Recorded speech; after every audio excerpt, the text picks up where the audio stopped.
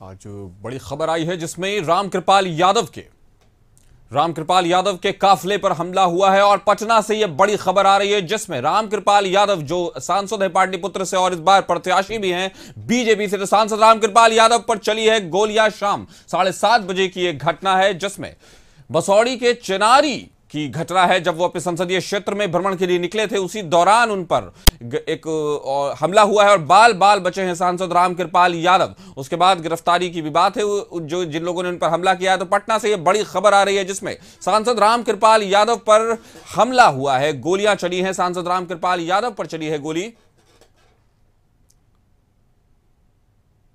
और बसौड़ी के चिरारी की घटना बताई जा रही है। आज लोकसभा का 7वां और अंतिम चरण था, उसमें वो चुनाव संपन्न हुआ और आज पाटलिपुत्रा सीट पर भी चुनाव हुआ है जिसके प्रत्याशी है रामकृपाल यादव। और उसके बाद यह सनसनीखेज घटना घटी है। तो पटना से बड़ी खबर आ रही है जहां एमपी सांसद रामकृपाल यादव और प्रत्याशी भी हैं, उन पर हमला हुआ है। सांसद रामकृपाल यादव पर गोली चली है, बड़ी खबर।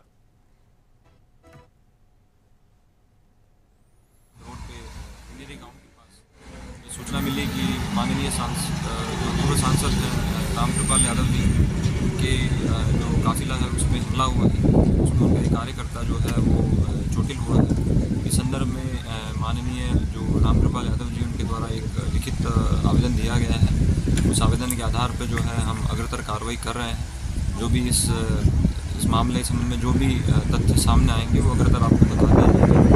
और जो भी इसमें अभियुक्त लोग हैं जिनके बारे में बताया गया है कि उनके द्वारा जो है हमला किया गया है, उनकी पहचान करते हुए पुलिस की टीम लगातार उनके ठिकानों पर छापेमारी कर रही है। इस खबर पर ज्यादा जानकारी के साथ गौतम हमारे साथ जुड़ गए हैं। गौतम, सांसद रामकृपाल यादव पर ठीक उस दिन गोली चलती है जिस दिन चुनाव उनके संसदीय क्षेत्र में संपन्न होता है, क्या है पूरी बात? देखिए, दिन का मामला है। दिन की 11 बजे करीब जो घटना सामने आई थी कि स्थानीय विधायिका जो है रेखा देवी, वो मतदान जो क्षेत्र था पाटलिपुत्रा वो उसके इलाके में गई थी, जिसके दौरान जो है कुछ विवाद की बात सामने आई थी। शाम को जब 7:30 बजे करीब जब रामकृपाल यादव अपने क्षेत्र से भ्रमण करने के बाद जा रहे थे, तब ये जो है घटना सामने हुई है और उनके काफिले पर हमला हुआ है जिसमें उनके लोग भी घायल हुए हैं। और रामकृपाल यादव ने इसके खिलाफ जो है एक लिखित आवेदन भी दिया है जिसमें 9 लोगों को अभियुक्त बनाया गया है और फायरिंग की बात भी जो है उन्होंने की है। स्थानीय स्तर पर जो है तनाव उत्पन्न हो चुका है। पुलिस की टीम वहां पे कैंप कर रही है। खुद डीएसपी भारत सोनी जो है वहां पे पहुंचे हुए हैं, वहां पर कैंप कर रहे हैं। पुलिस का अच्छा खासा बल जो है वहां पे कैंप कर रहा है ताकि जो घटना हुई है वो आगे ना बढ़े और इस मामले को मामले को जो है रोका जा सके। देखिए, पुलिस के अनुसार भी जो है इस मामले में अभी तक गोली चलाने की पुष्टि नहीं की गई है, मगर रामकृपाल यादव खुद जो प्रत्याशी हैं बीजेपी के पाटलिपुत्रा के, उनके तरफ से जब लिखित आवेदन दी गई मारपीट की, तो पुलिस इस मामले पे 9 अभियुक्तों को जो इस मामले में जो है नाम दिया गया उनके लिए छापेमारी कर रही है, जांच चल रही है। और जो घायलों की बात सामने आ रही है, पुलिस इस मामले में अपडेट पूरी नहीं की है, मगर हाँ ये बात की पुष्टि हो चुकी है कि घटना हुई थी, विवाद हुआ है। और फायरिंग की लेकर जो बात हो रही है, फायरिंग अगर हुई है या नहीं हुई है, क्योंकि रामकृपाल यादव की तरफ से ये आरोप जो है पुलिस के अनुसार लगाया जा रहा है, मगर पुलिस अभी इस फायरिंग की बात से जो है वो मुकर रही है कि अभी तक फायरिंग की कोई घटना नहीं हुई है। मामले की छानबीन चल रही है और उसके बाद जो मामला सामने आएगा उसके बाद कुछ अपडेट किया जाएगा। मगर अभी तक जो अपडेट्स है कि उसमें लोग घायल हुए हैं और रामकृपाल यादव ने 9 लोगों के खिलाफ जो है लिखित आवेदन दिया है। और यह घटना जो है सेनारी है, मसौड़ी जहानाबाद रोड के बीच में जो है ये सेनारी गांव है जहां पे ये घटना हुआ है, हमला हुआ है उनके काफिले पे। जिसके बाद जो है पुलिस मामले की छानबीन और जो दोषी है उन पर जो है कार्रवाई करने के लिए दबिश बना रहे हैं। जी, तो दोषी है और गोली चलने की घटना की भी पुष्टि नहीं हुई है। लेकिन अगर ये कहा जाए कि आज जब चुनाव संपन्न हुआ है और इतने सुरक्षा के दायरे में खुद जो एक एमपी हैं, जो एक सांसद हैं, उसी संसदीय क्षेत्र में उन पर गोली चलती है या इसकी बात कही जा रही है, तो कहीं ना कहीं इस घटना में ये बात तो जरूर है कि मामला लॉ एंड ऑर्डर का है और कहीं ना कहीं प्रशासन पर सवाल जरूर खड़े होते हैं। गौतम, जरूर। देखिए, पाटलिपुत्रा के प्रत्याशी रामकृपाल यादव है। मीसा भारती 2 बार से प्रत्याशी के रूप में जा रही, मगर उन्हें हार का सामना करना पड़ा। एक जो है इस मामले से अगर देखा जाए, इस स्तर को जोड़कर, तो एक विरोध की बात जो है रामकृपाल यादव के प्रति जो है स्थानीय स्तर पर जो अगर आरजेडी समर्थकों की तरफ से है, तो ये घटना उनकी तरफ से की जा सकती है, क्योंकि रामकृपाल यादव ने भी 9 लोगों की पहचान बताई है, उनमें नामजद अभियुक्त बनाया है और 9 लोगों के खिलाफ जो है छानबीन चल रही है। पुलिस जो है छापेमारी कर रही है। घायल भी हुए हैं कुछ कार्यकर्ता, जिसमें रामकृपाल यादव ने उनकी इलाज को लेकर और जो घायल हुए हैं उनकी जानकारी दी है। और फायरिंग की जो घटना की बात हुई है कि हवाई फायरिंग की गई है, जिसमें जो है घटना के दौरान ये घटना की गई थी, मगर पुलिस इस मामले पे जो है छानबीन कर रही है। घटनास्थल पर पहुंचकर खोखे अगर मिलते हैं तो ये पुष्टि हो जाएगी, मगर अभी तक इस तरह की कोई अपडेट्स नहीं सामने आए, जिस कारण से पुलिस भी इस मामले को अभी आरोप से बता रही है, अभी इसकी पुष्टि नहीं की गई है। जी तो बाल बाल बचे हैं सांसद रामकृपाल यादव और कहीं ना कहीं पुष्टि नहीं हो पा रही है कि किस तरह से हुई है, फायरिंग हुई है या नहीं हुई है, लेकिन 9 लोगों को नामजद जरूर किया गया है। तो पटना से बड़ी खबर है जिसमें पाटलिपुत्रा के सांसद रामकृपाल यादव पर गोली चलने की बात है और उसके बाद घटनाओं की।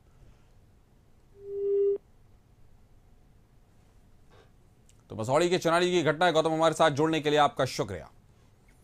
तो बाल बाल बचे सांसद रामकृपाल यादव, बड़ी खबर आ रही है जिसमें रामकृपाल यादव पर गोली चलने की बात सामने आ रही है। पटना से यह बड़ी खबर सामने आई है जिसमें पुलिस ने अभी तक गोली चलने की तो पुष्टि नहीं की है, लेकिन यह बात जरूर सामने आ रही है कि सांसद रामकृपाल यादव पर हमला हुआ है। उन्होंने 9 लोगों को नामजद किया है और उसके बाद पुलिस अपने बिल्कुल हरकत में आ गई है, पुलिस बिल्कुल एक्टिव है। तो मसौड़ी के चनारी की यह घटना है, जब वो अपने संसदीय क्षेत्र का भ्रमण करने निकले, उसी दौरान उन पर हमले की बात कही जा रही है। बिल्कुल बाल बाल बचे हैं, ऐसा कहा जा रहा है रामकृपाल यादव।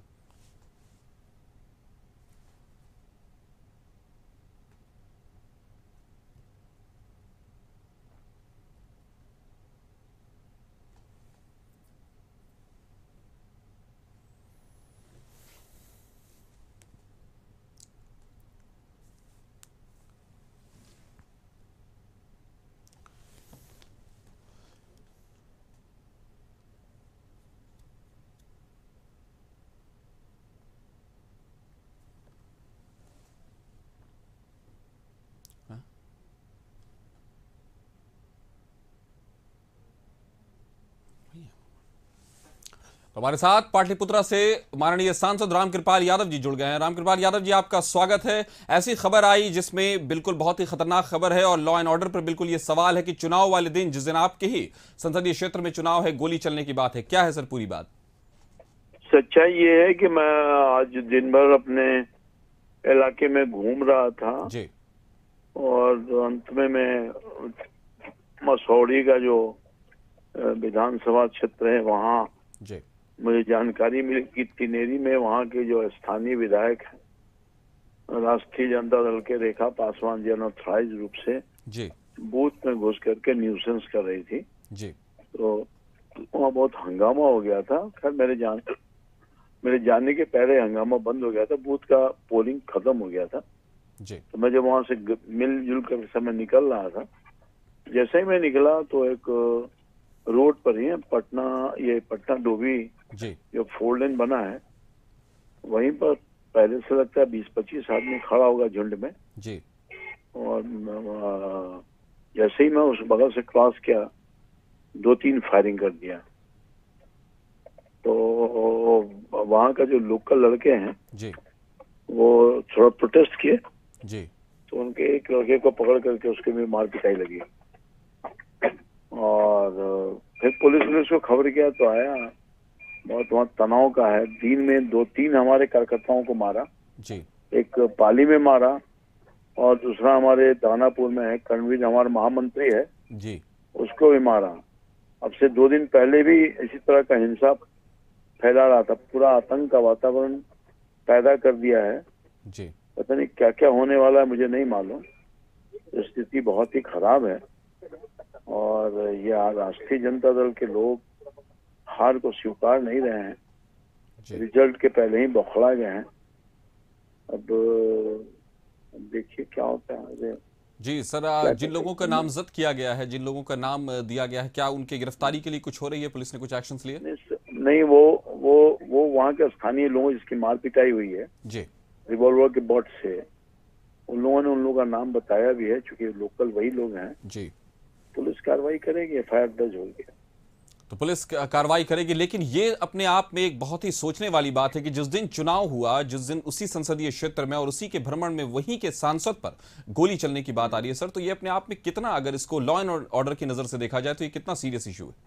नहीं एक्चुअली है तो, मगर बहुत क्या कहा जाए, स्थिति है कि मेरे जैसा आदमी, तो मैं पूरा संत की तरह जीवन बिताया। कोई हम ताम झाम में एक सुरक्षा कर्मी रहता है, 2 आदमी रहता है।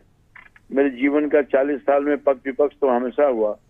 इस तरह का माहौल परिवेश मैंने कभी देखा ही नहीं। मेरे ऊपर भी हमला हो जाएगा मैं तो सोच नहीं सकता। और दूसरी बार हमला हुआ, जो पहले भी प्रचार के दरमियान हमला हुआ था। यही हाल है, क्या कहा जी बिल्कुल। हम चाहते हैं कि जिन्होंने भी ये इस हरकत को अंजाम दिया है उन पर सख्त से सख्त कार्रवाई और जल्द से जल्द कार्रवाई हो। आप इससे कोई किसी तरह का उस तरह का नुकसान नहीं हुआ सर, ये बहुत ही अच्छी बात है। हमारे साथ जुड़ने के लिए आपका बहुत बहुत शुक्रिया सर।